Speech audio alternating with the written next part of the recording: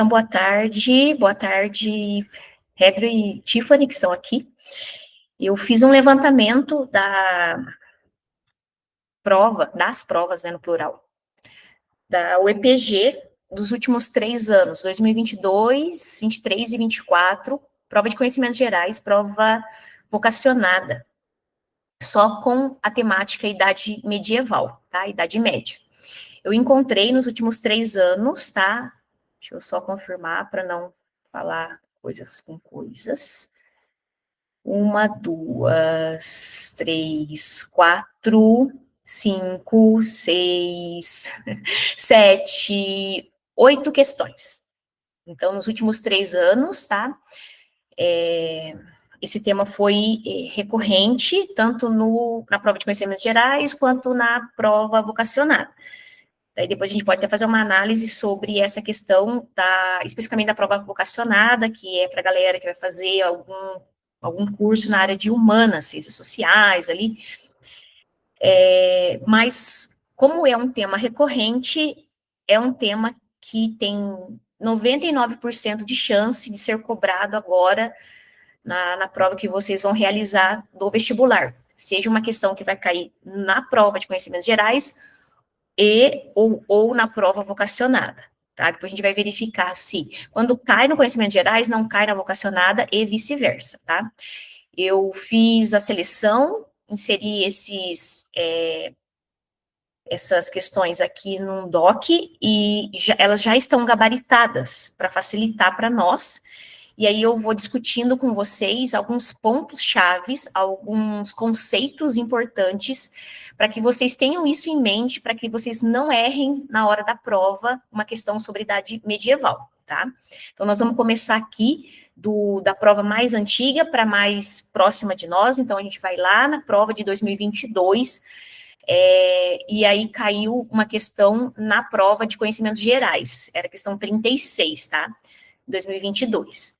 Então, eu vou ler, tá, o enunciado, para mostrar para vocês alguns conceitos chaves.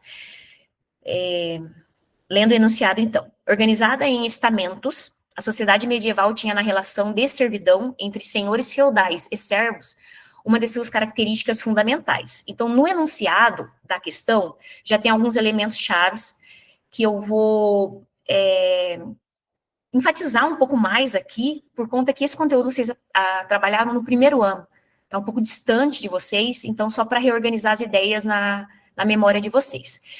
Então, é uma sociedade organizada em estamentos, ou seja, é uma sociedade estamental. Uma vez você nasceu camponês, você morre camponês, não tem o que você faça para que você subir para o estamento da nobreza. Uma vez você nasceu nobre, você morre nobre, não tem como você descer, tá, ou empobrecer no sentido de se tornar um camponês. O que acontece é que na sociedade medieval, nós temos uma pirâmide social, que nós temos no topo dela o clero. Então, aí tem algumas peculiaridades, ou seja, um camponês, ele poderia ter uma função clerical, mas a função mais baixa do clero, ou seja, um ajudante, um capelão de uma igreja local. Mas padres, bispos, arcebispos e papa, essas funções, tá, vinham da nobreza. Tá? Então, só para, né, vocês não esquecerem isso. Numa sociedade estamental, a hierarquia é bem rígida entre camponeses e nobres e camponeses. Então, a gente não chama de classe social, a gente, no máximo, grupos sociais que existiam na sociedade medieval. Mas o correto é falar de o estamento camponês, o estamento da nobreza, o estamento do clero. Tá? Porque a palavra estamento gera essa questão de rigidez, ou seja, você tem uma hierarquia fechada, a mobilidade social de um grupo para outros, tanto subindo ou ascendendo ou, né, saindo da classe um pouco mais, do grupo um pouco mais alto para um grupo mais baixo, isso não existe na sociedade medieval, quando o feudalismo se consolidou e teve o seu momento mais auge. Claro que a gente vai ter um momento na sociedade medieval que ela vai entrar em crise e isso vai se modificar. Então, não esqueçam de estamentos. Outro ponto-chave que está no enunciado dessa questão é relação de servidão. Então, nós não temos na Idade Média, no período em que se deu ali o feudalismo, a sociedade estamental, uma relação de trabalho assalariado ou trabalho escravista. Tá? Então, a relação de trabalho se chamava servidão. Por isso que, basicamente, quando se pensa em camponeses, nós chamamos eles de servos. Tá? Então, é uma relação servil. Então, professora, não rola salário. Não. Terras não são compradas e não são vendidas. Ok, isso mesmo, está correto. Não se poderia comprar, um camponês não poderia comprar uma terra, não poderia guardar dinheiro, porque ele não recebia, né, por meio do seu trabalho, um salário, um soldo em moedas, tá? Então, ele entregava uma parte daquilo que ele produzia. Em troca, ele ficava com uma parte, ficava também com a segurança do local onde ele residia, que isso era função da nobreza da cavalaria, tá? Da proteção desses senhores feudais, porque esses camponeses residiam nas terras dos senhores feudais e não das suas próprias terras, tá? Então, não esqueçam disso. Aí, aqui, mais uma parte do enunciado. A submissão dos servos, a definição de obrigações e o pagamento de tributos por parte desse segmento para com os proprietários dos feudos forjou o modelo de sociedade medieval por todo esse período histórico. Então, os servos, eles tinham obrigações e pagavam tributos para quem? Para os senhores feudais e para a igreja, na época também, por meio de dízimo. Tá? Então, os servos realizaram, eu brinco sempre com os alunos do primeiro ano, vamos pensar sempre em batata. Se produz 100 sacos de batata, no final você ali colhe 100 sacos de batata. Você entrega para, né, o dono da terra, que é um nobre, que é chamado de senhor feudal, parte dessa produção, muitas vezes 50% dessa produção. Mas para você usar o moinho, para usar o celeiro, você também entrega em batatas. E o dízimo também é em batata. Então, pensar bem, é bem essa questão que eu quero que vocês memorizem para fazer a prova da UEPG. Ou seja, a entrega parcial daquilo que se produz numa terra que não pertence ao servo, mas pertence ao senhor feudal, ao senhor daquele feudo, tá? Nesse sentido, nós não temos, nesse período auge do feudalismo, relações comerciais dinâmicas, tá? E ativas. O comércio praticamente desapareceu na Europa feudal, assim como a circulação de moedas. Logo, não havia, nesse momento, um grupo chamado burguesia, que só vai aparecer no processo de declínio, né, do sistema feudal, tá? Quando eu falo de camponeses, eu quero que vocês também entendam que a gente tem na idade medieval, durante a organização feudal, um tipo de camponês que ele tem uma certa liberdade, chamado de vilões.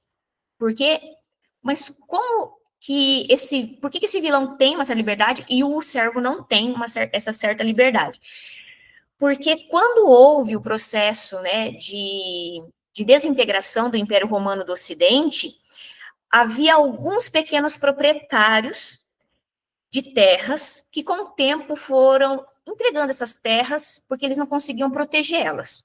Mas como eles eram antigos proprietários de pequenos lotes, eles, nesse acordo, vamos dizer, nesse processo de transição, né, de um êxodo urbano, de uma ruralização da sociedade, ele acaba conseguindo uma certa liberdade comparado àquele outro sujeito que não tem nenhuma propriedade, nem grande nem pequena, que ele já realizava um trabalho de jornadas, por jornadas em ambientes agrícolas.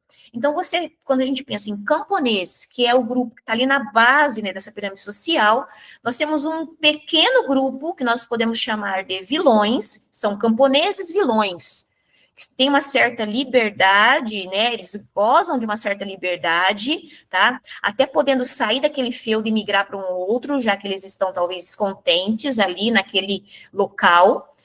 Mas comparado aos outros camponeses, que são chamados de servos, os servos eram presos à terra. Não quer dizer que eles eram escravos. Alguém era dono desse servo.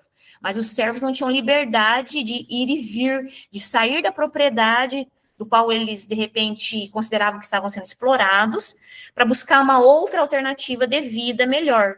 Ele só poderia fazer isso com autorização do senhor feudal. Então, até os camponeses, você tinha uma divisão. Pequeno grupo, muito pequeno de vilões, que eram camponeses, também faziam trabalhos rurais, mas tinham uma certa liberdade, e os servos, que esses não tinham liberdade nenhuma de ir e vir, eles eram presos à terra. Então, assim, isso já ajuda, já vai clarear muitas questões que vão vir aqui abaixo. Então, nessa questão que caiu em 2022, as 3 últimas alternativas estão corretas. Elas dizem assim: 2. Os servos dos domínios eram aqueles que estavam ligados às casas dos senhores e que trabalhavam integralmente nas terras e campos destes. O que o EPG fez aqui nesta questão? Tentou confundir o estudante usando termos como servos de domínio, servos de jornada, aldeães. Se a gente pensar, é tudo a mesma coisa. A única coisa que difere é a palavra vilões, tá? Então, quando fala servo de domínio, mas que tipo de servo é esse? Servo. O cara que é camponês, preso à terra, não tem direito a nada e trabalha para o senhor feudal. Então, a 2 está correto. Não fique assim, mas o que é domínio? Servo disso, servo daquilo. Não. Pense na palavra servos. Só isso. Os servos trabalhavam nas terras dos senhores feudais, produzindo. Tinha uma parte do feudo que chamava manso servil, que é uma parte de terra, já fala manso servil, onde havia floresta, os servos poderiam capturar um animal ali para comer. Mas no manso senhorial, que é uma parte do feudo que se chama manso senhorial, ou seja, terra do senhor, se tivesse uma floresta ali, o servo não poderia ir lá e matar um animal para comer. Então, tá? Só essa distinção ali. Então, a 2 está correto, porque fala que os servos, não importa se é de domínios, aqueles que estavam ligados às casas dos senhores, né, ou seja, senhores feudais, trabalhavam integralmente nas terras. Não podia fazer bico em outro, eu vou fazer um bico ali no outro feudo. Não havia isso, até porque os feudos eram distantes, as estradas eram perigosas nesse período, porque havia muitas guerras e saques, tá? 4. Os vilões eram servos que moravam nas vilas e gozavam de maior liberdade, podendo trocar de propriedade para viver. Correto. Tá? A única coisa que a UEPG fez aqui é que, na minha opinião, dava direito a recurso, mas ela está correta no gabarito, é chamar os vilões eram servos. Mas como no final da frase, a própria UEPG já trouxe sardinha para a questão, ou seja, já disse que o vilão, mesmo sendo um servo, tá? Ele gozava de certa liberdade, isso é correto, essa alternativa toda ela está correta. Então, quando fala de vilões, mesmo que a UEPG use depois o termo de servos, eram como se fossem camponeses que usufruíam de uma certa liberdade e que muitas vezes não moravam ali naquelas aldeias onde os camponeses servos, que não tinham liberdade nenhuma, viviam. Às vezes eles moravam um pouquinho mais deslocados, próximos ali, né, um pouco mais do castelo. 8. Os chamados aldeães. Que? Mas a professora não falou nada de aldeães? O que é isso? Aldeães. O cara que mora numa aldeia. E aldeia se lê feudo. Eram servos que trabalhavam para os seus senhores em troca de alimentos. Correta essa questão. Falou que é servo, trabalha para o senhor feudal e ele entrega uma parte da batata, fica com uma parte da batata. Vamos pensar em batata, que senão eu esqueci. Por que a 1 está errada? Os servos de jornada. Mas o que é servo de jornada? Né? Servos podiam circular livremente pelos feudos e realizar transações comerciais. Lembrando que os servos trabalhavam na questão rural, transações comerciais não era algo realizado no auge do feudalismo, e se existisse isso, não era o servo que realizava. Então, essa parte que está errada. No fim do período medieval, deram origem à burguesia, tá? Também não tá correta essa parte aqui, ó. Podiam circular livremente pelos feudos. Acabei de falar do manso senhorial. Ele não poderia entrar no manso senhorial, tá? Sem autorização do senhor feudal. Mas então ele pode entrar, mas com autorização. Sim, para quê? Provavelmente para pegar lenha, para pegar madeira, construir algo para a nobreza, e não para usufruir do que tem no manso senhorial para uma finalidade alimentar ou construção de moradia para os próprios servos. Se vocês tiverem dúvidas, vocês podem falar, tá? Depois eu vou fazer o seguinte, eu vou fazer em PDF isso e subo também esse documento. Acho que facilita para vocês. Veja só, então caiu uma questão sobre Idade Média na prova de conhecimentos gerais em 2022 e caiu uma questão sobre Idade Média na vocacionada. Mas é claro que não era sobre os servos, já é sobre a Igreja Católica. Então, uma questão recorrente, tá? Sobre Idade Média, que cai na UEPG, é o papel da Igreja Católica nesse período, que é um papel fundamental. A Igreja Católica determinava as regras, a moral, monopolizava o saber, coroava os reis, detinha terras, tá? Era um poder educacional, um poder religioso, um poder espiritual, um poder econômico também, porque a Igreja Católica tinha várias posses territoriais, vários feudos, né? Onde eles residiam, a igreja era a dona do feudo, vamos dizer assim, no feminino, né? Até porque mulher não poderia ser dona de feudo naquela época. Então, a igreja, ela tem essa função, né, de organizar a sociedade, de equilibrar a sociedade, de legitimar os poderes, né, daqueles que governam, né, as diferentes localidades, diferentes reinos, diferentes feudos. Então, ela estava a todo momento, seja no ambiente público ou no ambiente privado das pessoas, né? Até porque naquela época não havia letramento laico, não havia instituições.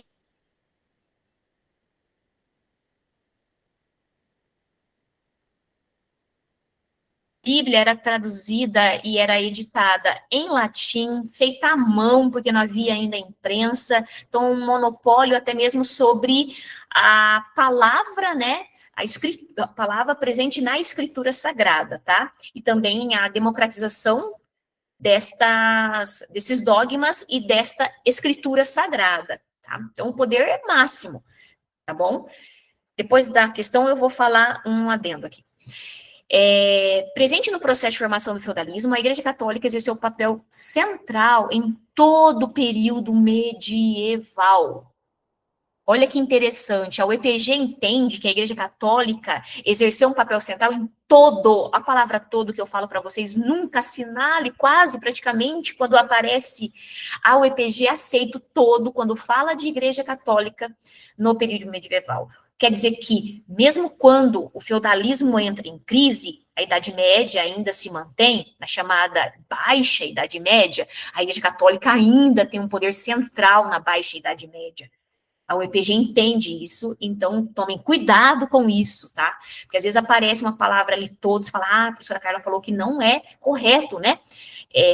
Assinalar uma afirmativa que tem esse termo, mas a UEPG, em relação à Igreja Católica, eu falo UEPG, é o professor de história que montou essa questão, tá, gente? É a galera da história que entende que a Igreja Católica tem um papel fundamental em todo o período medieval, desde a Alta Idade Média até a Baixa Idade Média. Na Baixa Idade Média, a gente tem a crise, né? A crise do sistema feudal. Além da influência religiosa, teve atuação destacada na cultura, na economia, na articulação do modelo de sociedade. Então, não é só o aspecto religioso, como eu comentei com vocês. A igreja exerceu um papel central em todas as esferas, né, do indivíduo, tá? Da coletividade, da sociedade. Beleza. Vou para as questões corretas, né? A concepção de que uma ordem divina sobrenatural se sobrepunha à ordem social vigente no período medieval foi fartamente disseminada pela Igreja Católica. Então, sim, né, essa ideia de que há um poder, há um Deus, né? Há uma ordem que está fora desse mundo real, desse mundo humano, e isso está acima desta realidade. né? Então, chove, porque Deus quer. Tem a peste, porque as pessoas estão pecando demais, entendeu? Então, a ideia, né, de que há uma força espiritual que conduz a sociedade. Aquele rei está ali porque ele foi escolhido por Deus.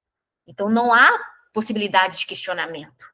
Tá? A economia é assim, os servos nasceram servos e morrerão servos, porque Deus criou a sociedade nesta organização e todos devem fazer o seu papel. E se as pessoas não fizerem o seu papel, a sociedade vira um caos. E aí, esse Deus, essa força sobrenatural, não estará contente e pode ter, né, desdobramentos em relação a isso. Então, essa ideia da igreja até legitimar que o servo, ele tem uma função, trabalhar, sustentar a sociedade, assim como a nobreza tem a função de administrar, de zelar pela segurança de toda a sociedade, assim como, né, os clérigos têm a função de zelar pela espiritualidade, celebrar missas, traduzir a Bíblia, conduzir os sacramentos, zelar pelos leprosos, pelos doentes, enfim, né, vocês entenderam bem essa questão. 2, o celibato do clero foi um importante instrumento utilizado pela igreja como forma de garantir a conservação do seu patrimônio material no período. Correto. Por que o padre não pode casar? Porque se o padre casa, ele tem uma família. Se ele tem uma família, ele pode ter um filho. E se ele tem um filho, ele pode ter herança. Então, quando você decreta o celibato e você impede que os padres, enfim, os clérigos obtenham uma família, constituam uma família, de certa forma você está impedindo, né, a fragmentação desse patrimônio que a igreja vai criando, vai construindo ao longo da Idade Média, tá? Então, essa questão 2 está correta. Por que a 4, a 8 e a 16, elas estão falsas, né? 4. Apesar da predominância católica nos reinos que administravam, Pepino Breve e Carlos Magno foram duros opositores da Igreja Católica medieval.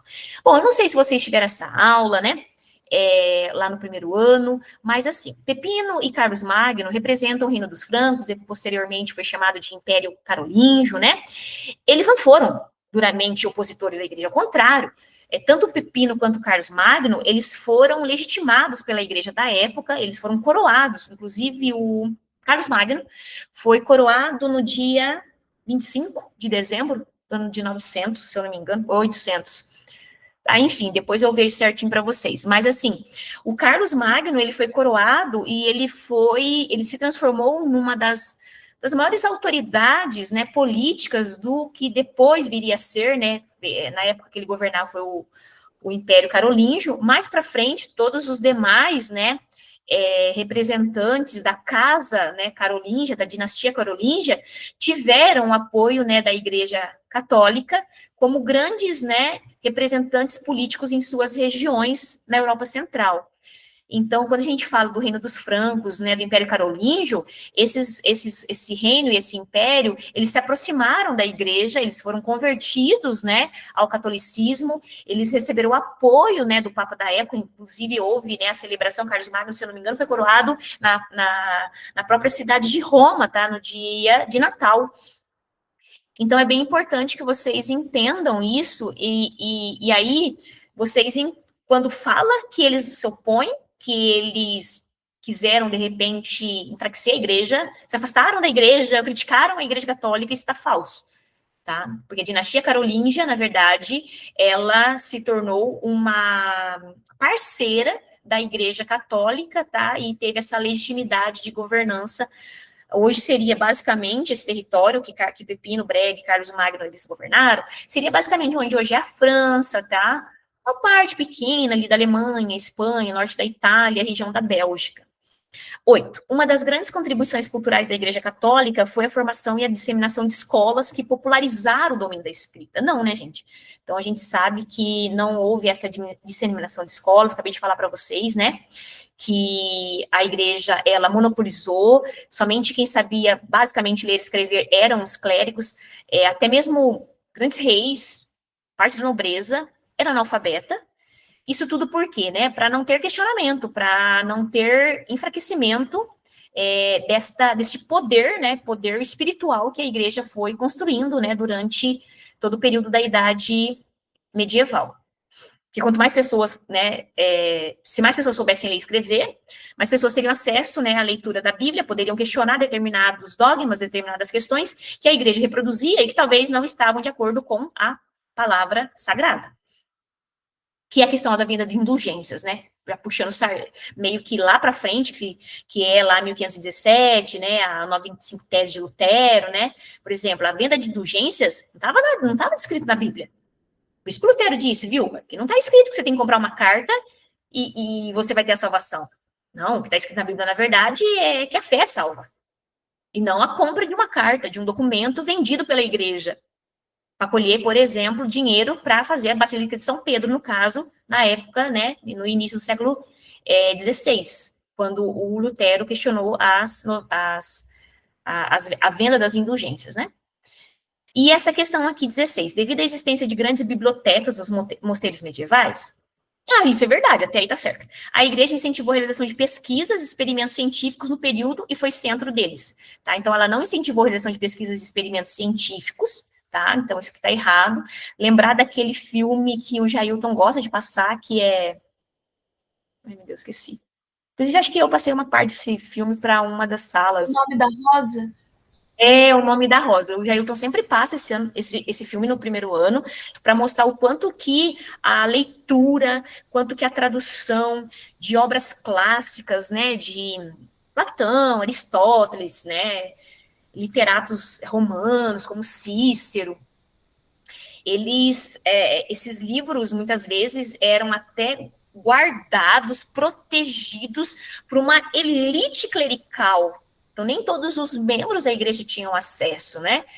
Porque Aristóteles vai falar sobre questões, né, da época dele, que podem até tirar um clérigo do caminho, né, do celibato, do caminho desse dogma cristão católico, que precisava existir para, de certa forma, legitimar esse tipo de sociedade e organização econômica que foi o feudalismo, tá?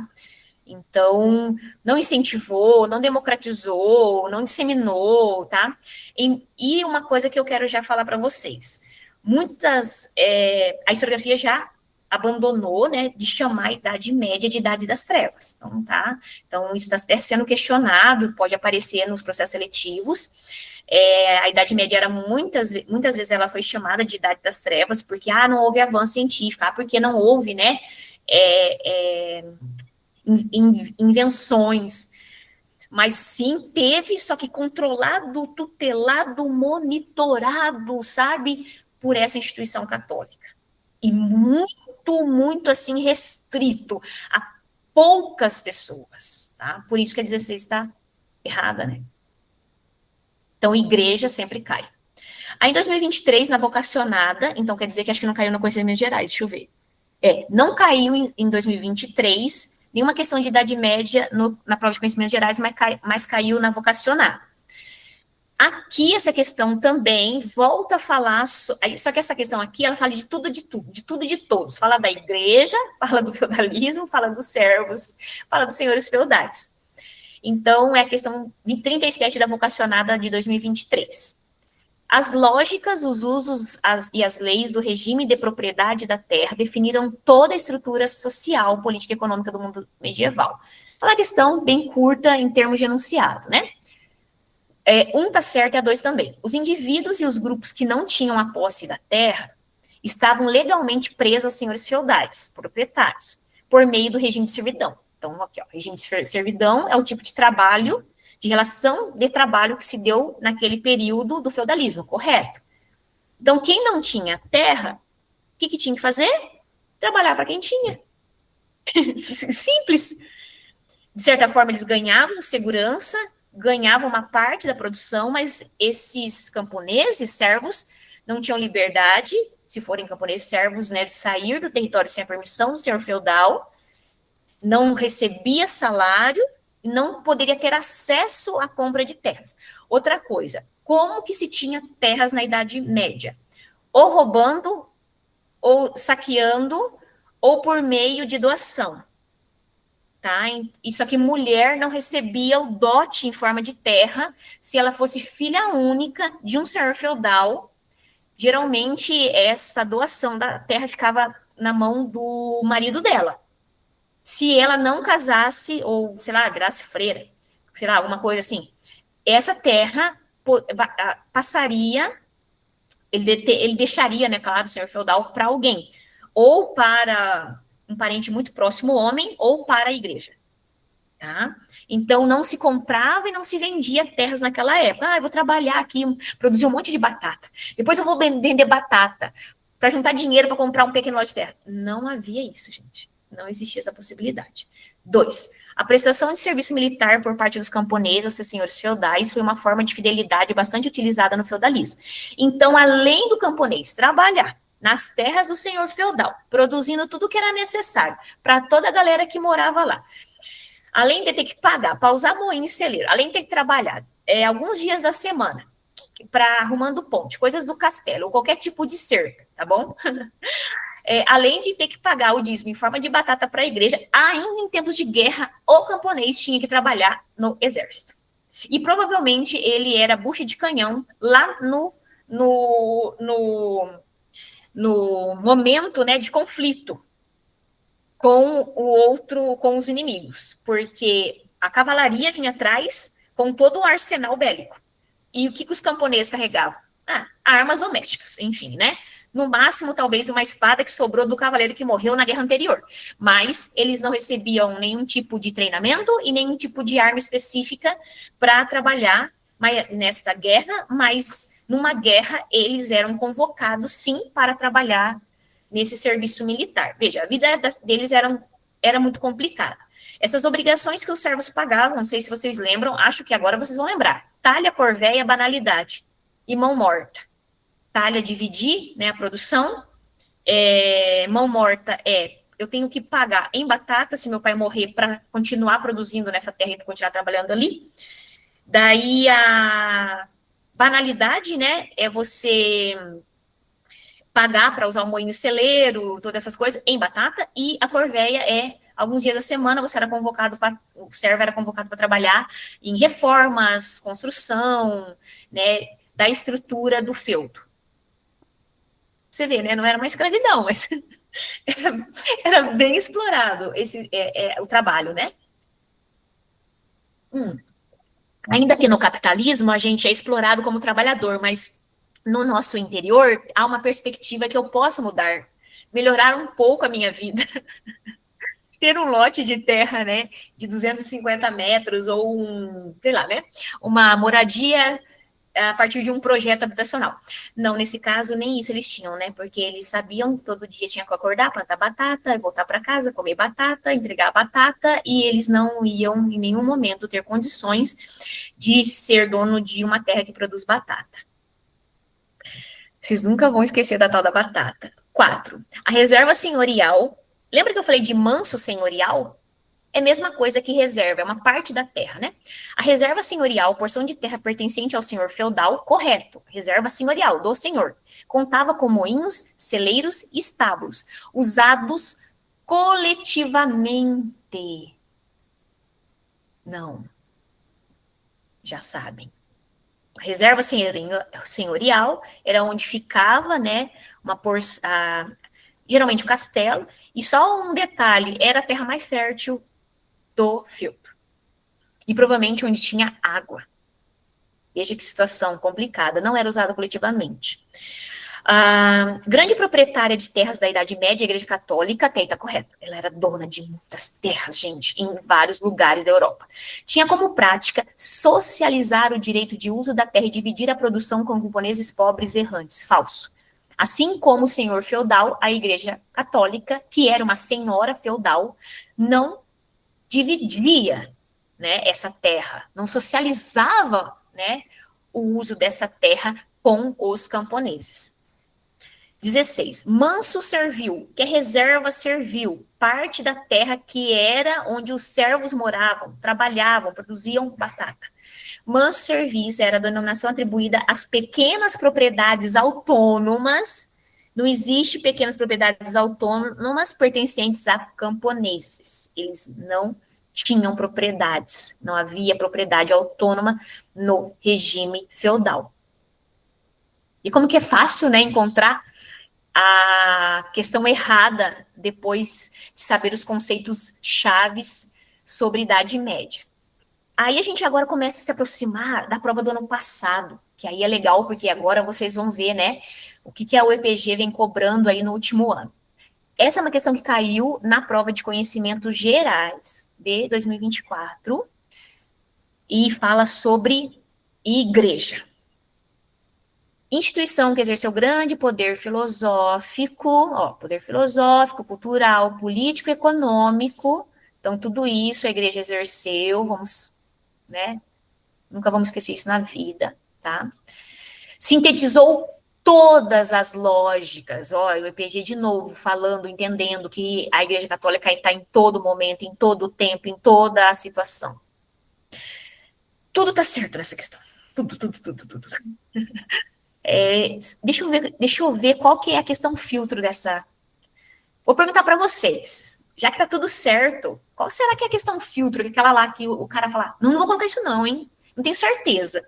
Aí ele vai ficar com uma nota boa, claro, mas quem colocou tudo, a nota dele sobe lá em cima, sobe lá no alto. Vamos tentar descobrir a questão filtro? Vamos ler. Que é aquela que o aluno fica assim, ai, eu não sei, será? Não vou colocar não, vai que tá errada. Não vou apostar tudo nela. E ela estava certa. 1. Os mosteiros medievais foram marcos físicos da presença da igreja no feudalismo. Mosteiro, marco físico, estrutura física. Ah lá, no fundo, o mosteiro. É a igreja. Já lembrava a igreja. Lembra do filme que o professor Jailton sempre passa. Nome da Rosa. Que os caras estavam indo para o mosteiro para desvendar um assassinato, né? Mortes, desculpa, não é assassinato no momento ainda, era mortes. Depois foram ver que era assassinato. Os mosteiros medievais foram marcos físicos da presença da igreja no feudalismo. Centros espirituais e intelectuais, sim, porque tinha biblioteca. E tinha reza, oração, missa, cerimônias.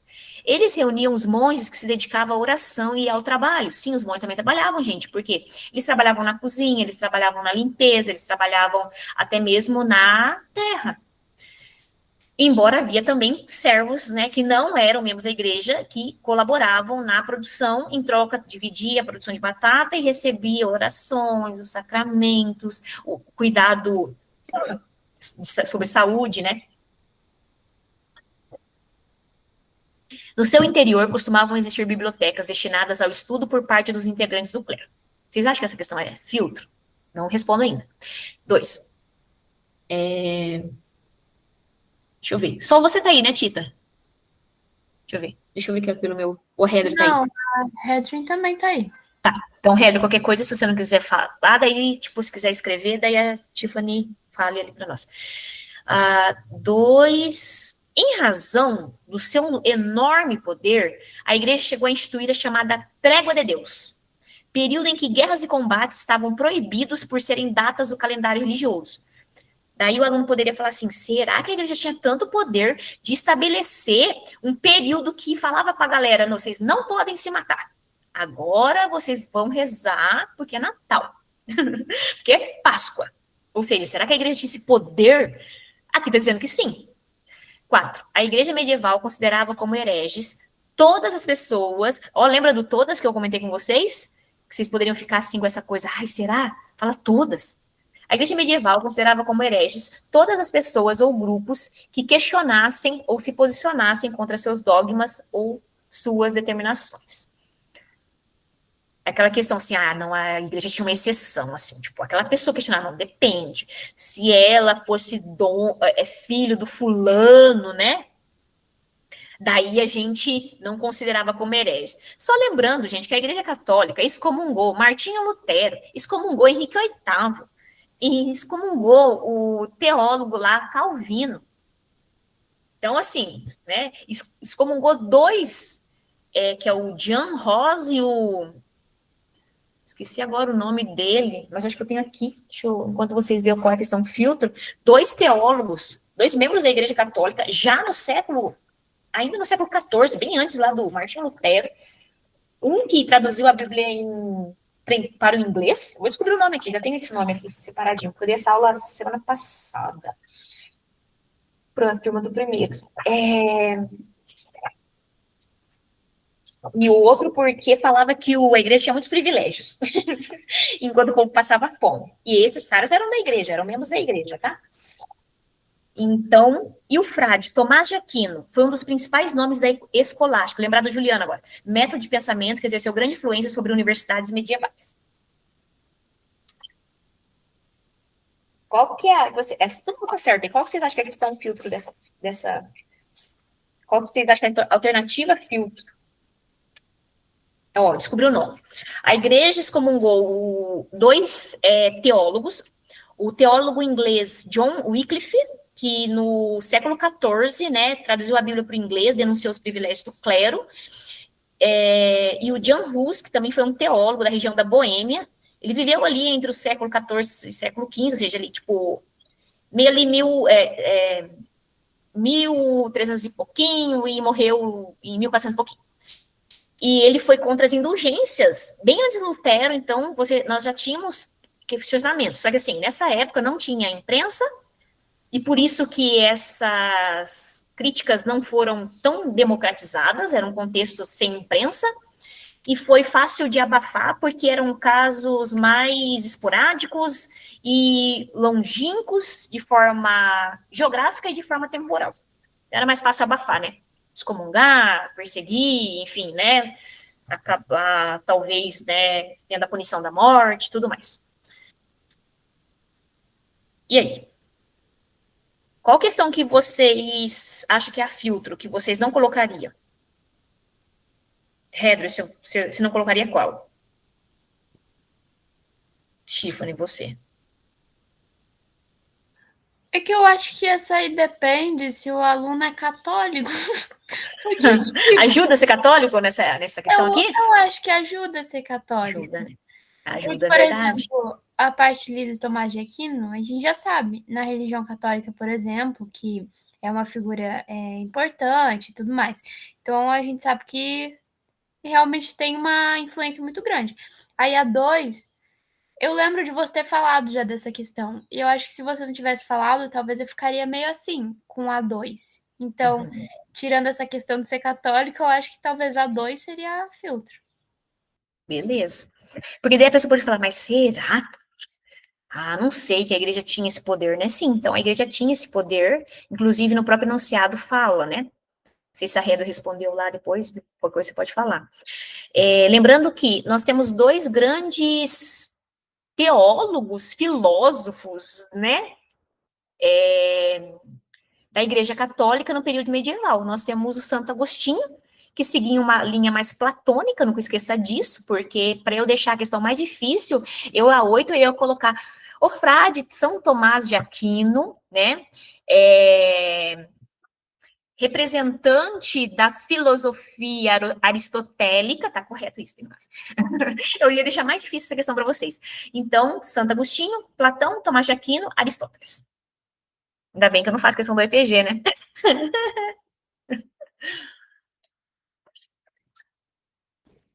Ó, presta atenção na trégua de Deus. Presta atenção. Vocês vão ver uma coisa bem legal. Tá. Aí, isso no conhecimento gerais, né? Aí vamos ver aqui, ó. Aí, na vocacionada, em 2024, caiu também uma questão agora, também relacionada à sociedade, aparece a Igreja Católica de novo, né? Então, deixa eu só arrumar ela aqui. Fica mais fácil, talvez, para mostrar ela inteira. Isso. Sabe-se que a sociedade medieval tinha traços bastante peculiares, nesse sentido a servidão medieval, ó, servidão de novo, né, que é a relação de trabalho, sobreviveu a todo o período feudal. Sim, não a toda a Idade Média. Ó, galera, escute essa, hein? Servidão está colado com feudalismo, mas servidão não está colado com Idade Média, porque na Baixa Idade Média, o feudalismo entra em crise, e as relações servis, elas entram em crise também. Então, ó, grude, servidão a todo o período feudal, mas não a todo o período medieval. É como se o feudalismo fosse uma parte do medievo, tá bom? Não que o feudalismo é maior que a Idade Média, ao contrário, a Idade Média é maior do que o feudalismo. O feudalismo é uma é uma organização econômica, social, que existiu na Idade Média. Ela foi surgindo e se consolidou e teve seu auge na chamada Alta Idade Média, século V ao XI. Depois do século XI, XII, a gente começa já a perceber a desintegração de formas diferentes em locais diferentes na Europa, porque também não foi assim, tipo, ó, da noite para o dia, em todo lugar, a desintegração da mesma forma. Então, a servidão consagrou duas figuras essenciais para o seu funcionamento: os servos, que é aquele que obedece, e os senhores feudais, aqueles que mandam, que têm terras. Em casos raros, servos também exerceram o papel de suzeranos, subjugando outros camponeses a seu poder. Nessa estrutura, todos eram submetidos ao poder do proprietário das terras em que viviam. Tudo errado nessa questão, porque se já falou que o servo, alguns raramente exerceu o papel de suzerano, mas depois, na outra frase, fala que todos eram submetidos ao senhor feudal, a própria frase, segunda frase, ela mostra que a primeira está errada. Então, servos não exerciam o papel de suzeranos. Servo é servo. Servo vassalo. Servo obedece. Servo produz batata. 2. O direito de suzerania podia ser conquistado de forma hereditária ou adquirido por meio de compra. Não se comprava nada naquela época, terra não se comprava. Tá? Então, bem fácil. 4, tá certo? Além do direito ao uso das suas terras, os suzeranos podiam conceder aos seus servos o direito sobre a exploração das estradas, pedágio, de arrecadação de tributos, tá? Por que tá certa essa questão aqui? Ó? Além do direito ao uso das suas terras, os suzeranos podiam conceder aos seus servos direito sobre explorar as estradas, mas não é ser dono da terra que tá onde fica localizada a estrada. Explorar. O que é explorar? Vocês podem realizar alguma atividade lá na estrada no sentido de pedágio. Se alguém passar por ali, vocês cobram alguma coisa. Cobra o quê? Batata. Não, batata não é, porque cobra alguma coisa que eles estão carregando. E aí, isso é entregue para o senhor feudal, tá bom? Um suzerano podia ter muitos vassalos a partir de um processo de relações que eram, ao mesmo tempo, pessoais e jurídicas, estabelecendo obrigações recíprocas entre ambos. Então, quando você tem uma relação de suzerania e vassalagem, e isso que deixou a política descentralizada, né, na época do feudalismo, você tem o suzerano, né, ele entrega algo, ele fornece algo para alguém que se torna vassalo dele. É um acordo, é uma relação de obrigações, de direitos e deveres. Olha, eu te dei algo, você recebeu algo porque eu dei. Então, você tem obrigações para comigo. De certa forma, eu também tenho direitos sobre coisas relacionadas a você. Então, essa relação de suzerania e vassalagem, ela foi fragmentando, né, toda a relação política, o que permitiu que na Idade Medieval, no auge do feudalismo, o rei existia, era o suzerano maior de um reino, mas o rei não governava de forma direta e de forma concentrada os feudos que constituíam o seu reino. É muito interessante isso. Ou seja, o rei, que é o ser maior, não tinha o poder de determinar as regras dentro de um determinado feudo que estava localizado no seu reino. Por quê? Porque, de repente, esse feudo é de um senhor feudal que recebeu essa terra de um nobre que não é o rei. É de um outro nobre. Seja porque, de repente, ele casou com a filha do cara, seja porque ele foi leal, né, em época de guerra, daí o cara, na época, né, da expansão territorial, da guerra ali, ganhou mais terras e resolveu dividir porque não tinha conta de cuidar e de zelar por essa quantidade imensa de terra, sabe? Então, essas relações de suzerania e vassalagem, né, elas foram extremamente importantes na parte de descentralização política. E a 16 também está correto, que diz a Igreja Católica, grande proprietária de terras, no feudalismo, exerceu o papel de suzerania, era uma suzerana, comandava, controlava, ditava regras, e apoiou as práticas de servidão, sim, durante o período medieval, havia camponeses trabalhando nas terras que pertenciam à igreja. Então, por exemplo, vamos pensar naquele filme que o Sheldon passou, né? Havia um mosteiro, ele estava localizado onde? Num feudo. Esse feudo era de quem? Da igreja. Tá? Então, só para vocês pensarem nisso. E ali tinha, além dos clérigos, pessoas também que ajudavam a produzir alimentos para a alimentação de todos, cuidar dos animais que ali estavam, construir coisas, arrumar coisas, defender o território em tempos de guerra também. Então, essa questão caiu na vocacionada de 2024. E aí, olha que interessante, na vocacionada, essa vocacionada, teve 2 provas em 2024, acho que vocês sabem disso, né? Por causa daqueles cursos que abriram lá. Caiu, né? Essa é a questão mais fresquinha, eu falo mais fresquinha, da UEPG. Mais uma questão sobre essa relação de obrigações, serviço, né? A respeito de suzerano e vassalo, servidão. Então, a sociedade medieval se trouxe uma intrínseca relação de servidão entre os senhores feudais, donos da propriedade, e os servos desprovidos de posses que trabalhavam para esses senhores. Olha o enunciado. Só no enunciado você já consegue responder um monte de coisa aqui. Mansos, reservas, mansos. Aqui não fala se é servil ou se é senhorial, né? Mansos.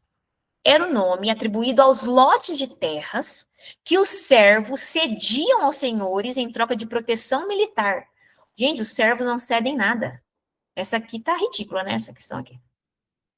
Servo, você só vai ceder para alguém se você tiver. O servo não tem nada, a não ser batata. Então, mansos são terras, tá? Lote de terras, até aqui tá certo. 2. O conserto de pontes e estradas, o pagamento de dotes de casamento das filhas do senhor e o pagamento de tributos pelo uso de fornalhas, moinhos, eram obrigações, né, dos servos feudais? Sim. Consertar, pagar para usar fornalha. Veja, eles têm que ajudar até no dote do casamento. Então, vamos supor que a única filha do senhor feudal vai casar, depois dos 40 anos.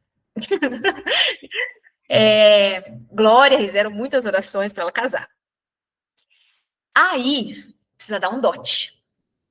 Até os servos colaboravam para entregar uma parte daquilo que produzia. Até as mulheres camponesas tinham que fazer roupa, artesanato, para compor, né, esse enxoval, né, da filha desse senhor feudal. Não, é um cúmulo absurdo, né? 4. Embora vinculadas às obrigações feudais, os servos possuíam status legal de homens livres. Não, eles eram presos à terra. O status legal de liberdade não existia para os servos. Se tivesse vilões aqui, gente, olha só que interessante, estaria correta essa questão. Entendeu? Se tivesse, assim, servos vilões, ou só vilões. Camponeses vilões. Tá? 8. Um dos direitos elementares dos servos era o recebimento de salários. O servo não recebe salário, recebe batata. Acho que eu vou fazer batata hoje, lembrando dessa aula. 16. Na engrenagem social feudal, era considerado vassalo todo aquele que estivesse subordinado a um soberano e que devia fidelidade absoluta a esse. Isso, tá certo. Então, o vassalo, ele está submisso ao suzerano. Então, ele tem deveres para com o seu suzerano. Ele tem alguns direitos também. Se tiver problema ali, ele pode, né, falar para o suzerano, olha, a gente está em guerra, em conflito aqui.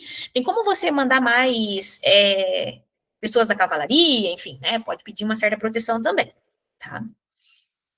Essa foi a última, assim, a bem mais, a fresquinha, vamos dizer assim, né? Na vocacionada ainda 2024, mais uma questão, tá? Aí deixa eu ver. Essa aqui, ela sai um pouquinho do escopo do que a gente está estudando, mas ainda fala sobre a Igreja Católica. A partir da queda do Império Romano, a Igreja Católica centralizou enorme poder religioso, cultural, político, na Idade Média. Né, definidora de padrões, aqui está escrito, né, então, o papel dela, né, definidora de padrões, valores e sentidos daquele peculiar período histórico. O conhecimento científico foi combatido pela Igreja medieval, que proibia tanto seus fiéis como o próprio clero de ler e estudar temas como filosofia, matemática e química. Não. Eles não proibiam o próprio clero. Lembra que eu falei para vocês que os clérigos sabiam ler, escrever, monopolizavam o saber, traduzia a Bíblia, fazia edições manuscritas da Bíblia e tudo mais, né? 2. O imaginário medieval, controlado pela Igreja Católica, disseminou o medo da morte e produziu uma noção de que a vida terrena era mais importante do que espiritual? Não. É a vida espiritual. Você sofre nessa terra, mas lá no céu você vai ter a salvação. Fique tranquilo, seu camponês que trabalha bastante e produz batata, né? Você está fazendo aqui aquilo que é necessário, aquilo que é teu papel, aquilo que Deus conduziu. E você vai ter uma vida espiritual elevada, né? Após a sua morte, claro. Né? Então, a vida terrena não era mais importante, né? Ao contrário, era a vida espiritual.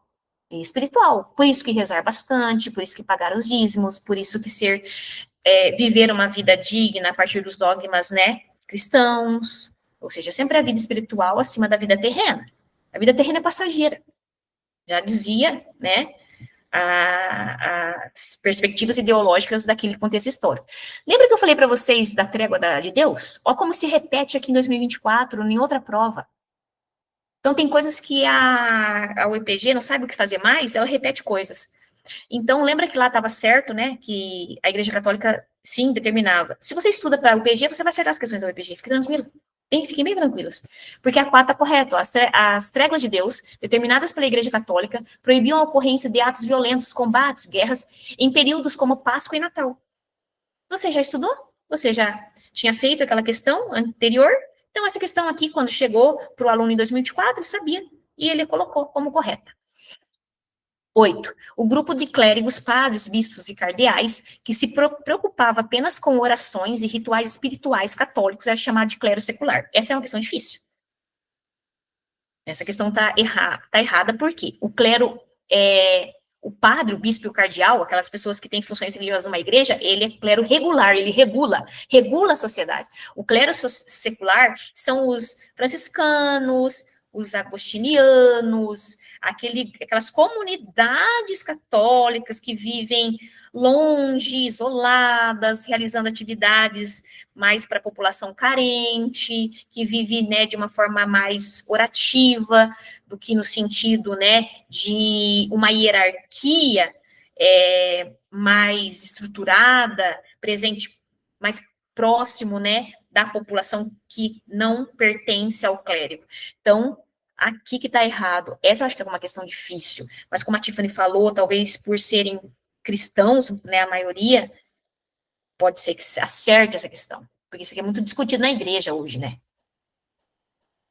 Eu acho que é discutido, né? Pelo menos eu aprendi na minha primeiro ano da catequese, que era a diferença entre clero secular e clero regular.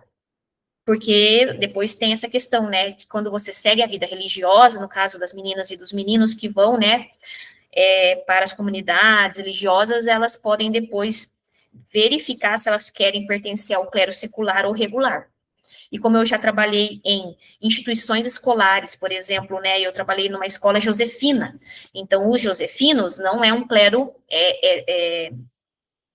não é um clero regular, é um clero secular. 16. As catedrais monumentais, construções marcadas pelo requinte arquitetônico, pelo luxo, podem ser consideradas símbolos materiais do poder da igreja. Essa é uma frase que caiu numa outra questão ali que nós já analisamos, né? É o símbolo material da igreja, é o quê? É o mosteiro, é a igreja, é o vitral, né? São as igrejas góticas ali, né? As igrejas românicas. E, se eu não me engano, essa é a última, que caiu na vocacionada 2 também. Duas questões caíram aí sobre Idade Média. Por que Idade Média na prova da UEPG? E essa, que saiu um pouquinho ali do nosso escopo, traz essa questão central, que é sobre as cruzadas, especificamente, né? Então, as cruzadas foram essas expedições militares, religiosas, rumo a Jerusalém. Hoje a gente tem uma ideia que foram 8 cruzadas oficiais, mas me parece que foram mais de 12 no total, mas algumas não são, né, colocadas como oficiais, como a Cruzada dos Mendigos, por exemplo, a Cruzada das Crianças, porque se você estudar essas cruzadas, elas foram terríveis, né, no sentido de tragédia, morte, enfim, né, falta de apoio da própria igreja para que essas cruzadas chegassem até o local, até o destino, né, que era o objetivo chegar em Jerusalém, então foi muito difícil, né, para oficializar algumas cruzadas por conta, né, dos desdobramentos negativos. Então, as cruzadas, elas tinham esse objetivo, né, de tirar Jerusalém da mão dos muçulmanos. A primeira cruzada oficial, ela foi positiva, né, para a cristandade, mas a partir da primeira, todas as outras, os muçulmanos conseguiram, né, tirar os cristãos, até que, né, no final, a Igreja Católica perdeu praticamente todo o território cristão na região de Jerusalém e seu entorno, né, mas as cruzadas, elas colaboraram muito para a retomada do comércio, porque muita gente entrava nas cruzadas, organizava cruzadas, nem era para questão religiosa, era muito mais para o interesse comercial, chegar na região do Oriente, comprar mercadorias, restabelecer comércio por meio do mar Mediterrâneo ou de territórios que já tinham sido, né, dominados pelos califados árabes, na expansão muçulmana pela região ali onde hoje corresponde o Oriente Médio, o Império Bizantino, e depois até mesmo a Europa, parte ibérica, tá?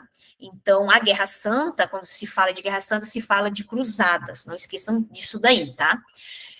Principal consequência cultural e espiritual produzida pelas cruzadas, a adesão de um grande contingente de muçulmanos ao catolicismo foi decisiva para o fim do conflito. Não, nós não tivemos a conversão de muçulmanos para o catolicismo nesse processo. Ao contrário, a gente percebeu com as cruzadas o crescimento da religiosidade muçulmana naquela região, hoje corresponde, né, à Terra Santa de Jerusalém. Então, aqui está errado, vou até riscar.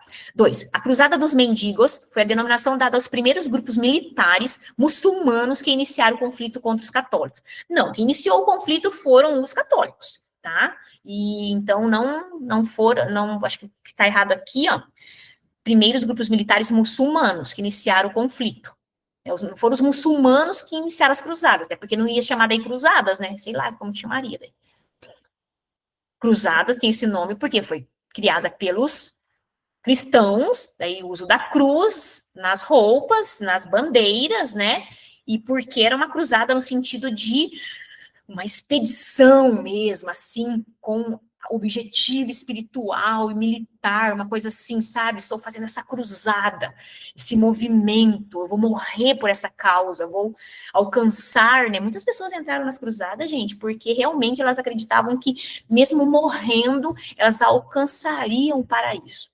4. Criada com o objetivo principal de lutar pela defesa do cristianismo ocidental, correto? A Ordem dos Templários se constituiu uma das principais forças militares católicas no conflito. Então, bem importante, né, saber que nós temos um grupo de cristãos muito ligado à questão bélica aí, né, que se chamava Ordem dos Templários, que foi aí um grupo mais coeso e mais equilibrado no sentido de unir força espiritual com força militar nesse processo, nesse contexto, né, de lutas contra os muçulmanos que dominavam a região de Jerusalém. 8. A luta pela posse e controle de Jerusalém, a Terra Santa, foi um dos motivos propulsores da guerra entre islãs e católicos. Ah, beleza, é isso mesmo, né? Então, estavam disputando ali o controle da cidade de Jerusalém. 16. Os intensos combates entre cristãos e muçulmanos no mar Mediterrâneo acabaram levando ao fim das rotas comerciais. Então, expansão entre Ocidente e Oriente. Na verdade, é o contrário, tá?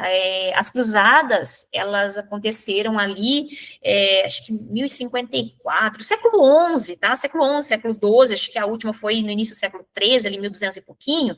Elas colaboraram para o renascimento comercial e renascimento urbano, principalmente, né, enriquecendo as cidades ali que hoje corresponde, né, à Península Itálica, né, Veneza, principalmente. Então, essa parte aqui está errada. Então, sobre a Idade Média, na UEPG, foquem em sociedade feudal, relação de servos com senhores, né, feudais, suas obrigações, suas condições, né, de trabalho, né, foquem bem nisso para estudar. Igreja Católica, tá? Papel da Igreja Católica, nesse momento. E aí eu só queria falar uma coisa com vocês, que embora a gente perceba que há um equilíbrio de forças entre Igreja Católica e reis, houve um momento na história da Idade Média que houve um certo desequilíbrio dessa harmonia, chamada querela das investiduras, que é uma questão que caiu, acho que na Federal do Paraná, uma questão aberta, acho que não sei do ano passado ou retrasado.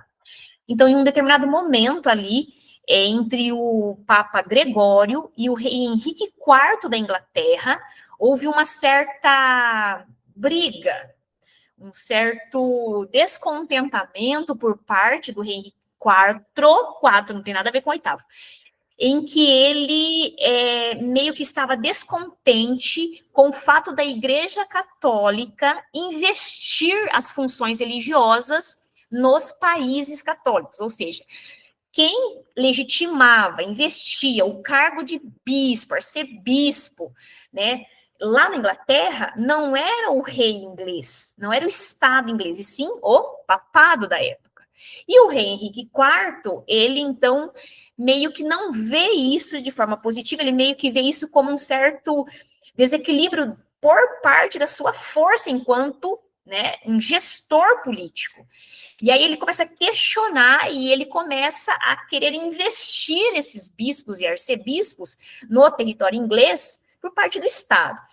Esse desconforto, ele começa ali, mais ou menos, ali no século XI, ele só vai ser resolvido no ano de 1122, então, eu decorei isso, tá? 1122, num conselho, numa conferência, chamada Conferência de Worms, tá? Em que aí chegaram numa conclusão, e nem era Henrique IV mais, tá? Que governava a Inglaterra, já era o Henrique V, tá? E já nem era o Papa Gregório, era um outro Papa que governava nessa época, tentando entrar num acordo, dizer assim, então tá, nem o Papa tem esse poder total e nem também o rei vai ter esse poder total aqui na Inglaterra. Vamos entrar num acordo? O Papa legitima, investe, mas nós também, enquanto Estado, temos esse poder de vetar ou, né, na verdade, apoiar essa investidura. Então, o que mostra a querela das investiduras? Um momento, né, específico da Idade Média, na Inglaterra, que a Igreja Católica e, né, o Estado inglês entra num certo conflito. Resolve-se isso? Resolve. Mas ali para frente, a Igreja Católica na Inglaterra começa a perder forças. Os próximos reis que vão vir, eles sempre vão questionar o papel da igreja. Mas não é por questões muito privadas, mas sim porque a Igreja Católica tinha muitas terras na Inglaterra. Até que aconteceu, que a gente já sabe, no ano de 1534, o ato de supremacia, tá? O rei Henrique VIII cria a igreja anglicana, tá? Por questões pessoais, que queria casar com a segunda, uma outra mulher, sua amante, que já existia um relacionamento ali, a Ana Bolena, que a primeira esposa, né, não tinha dado um filho, né, que pudesse, né, levar a dinastia Tudors para frente, mas o interesse era também econômico. Até porque a gente sabe que depois do ato de supremacia, quando o rei Henrique VIII se transforma no chefe da igreja anglicana, né, ele vai ser excomungado, claro, pelo Papa da época, isso já em 1534, século XVI, e ele vai confiscar o Estado inglês, né, o rei Henrique VIII, ele vai confiscar todas as terras católicas, que vão ser passadas para a mão do Estado, e olha que sacada, Hedro e Tiffany, que bom que vocês estão assistindo aqui. O Estado inglês, no século XVI, a partir desse confisco de terras, vai começar a pegar essas terras, lotear e vender por uma parte da nobreza chamada gentry, que não é uma nobreza de títulos enriquecida, mas é uma nobreza ligada ao comércio. E essa gentry aí, né, esse grupo que é de nobreza, passa a ser proprietário de terras, e eles vão começar a produzir a matéria-prima que vai ser a primeira matéria, a primeira produção mecanizada futuramente, lá na frente, tá? Que é a produção têxtil, que é a produção de tecido, tá? Lá na frente vai ter esse processo que é a Revolução Industrial, por isso que a Inglaterra é pioneira nesse processo. Ou seja, se você observar, já tem um grupo que já está interessado em usar a terra para produzir matéria-prima para uma produção ainda manufaturada, mas mais para frente ela vai ser mecanizada, que é a produção de tecido. Aí ou você produz algodão nessa terra, ou você cria ovelhas para usar também para determinados tecidos, que na casa é a lã, né? É isso que eu queria falar no final. Beleza? Meninas, obrigada. Muito bom, né? Ah, deixa eu parar de gravar. Então é isso, gente. Vou parar de gravar aqui. Tchau, um abraço, sucesso na UEPG.